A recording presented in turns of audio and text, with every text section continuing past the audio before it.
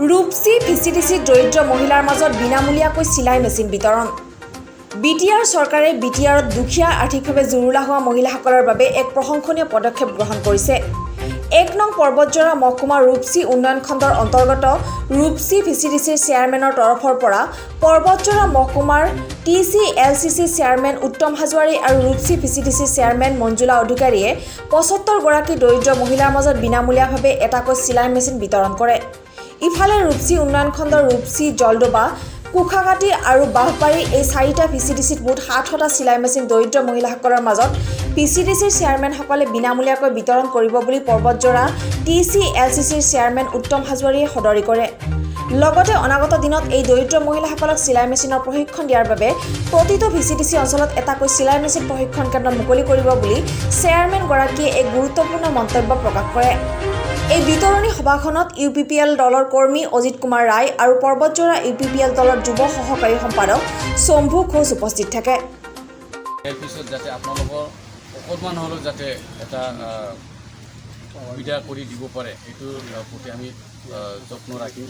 আমি ভাবিছিলোঁ যে প্ৰত্যেকটা আমাৰ TCLC চেয়াৰমেন বিতৰণ কৰিব,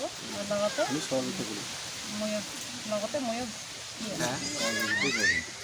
মন্দিৰেৰ অধিকাৰী লগতে ইয়াতে দুই চাৰ কথা কবাৰ দিলে আমি কিছু আমাৰ সঙ্গে বলব।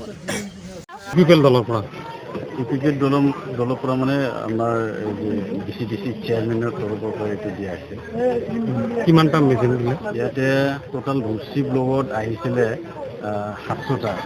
ইয়াতে 4টা ভিচিডিসি আছে, ৰূপসী, জলডোবা, বাগবাৰী, কুচাঘাটি 4টা ভিচিডিসি, সেইটো ভগাই দিয়া হ'ল। আমাৰ ভিচিডিসি চেয়াৰমেনৰ তাতে ৭৫টা আমাক দি দিছিলে, সেই ৭৫টা আজি ইয়াতে বিতৰণ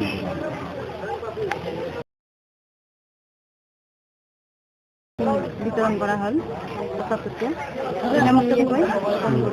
কোন ভিচিডিসি? ৰূপসী ভিচিডিসি। আমাৰ লগতে আছে আমাৰ TCLC চেয়াৰমেন হাজোৱাৰী। কেনেকুৱা আজি বিতৰণ কৰি কেনেকুৱা লাগিলে আপোনাক, যিহেতু আপুনি চেয়াৰমেন হয়? ভালে লাগি আছে। গোটেই মহিলা মানে কি বোলে বেনিফিচিয়াৰী আহি আছে, গোটেইখিনিকে মাতি দি আছে, যিমান মিলিছে মহিলাখিনি উপকৃত হ'ব। নামটো ক'ব? ঘৰ ক'ত? আজি কি পালে? আপনি নিজে চিলাই কৰিব? কেনেকুৱা লাগিছে? চৰকাৰক কি ক'ব? গৌৰীপুৰৰ পৰা পুনিতা ৰায় ৰিপৰ্ট, নিউজ 7।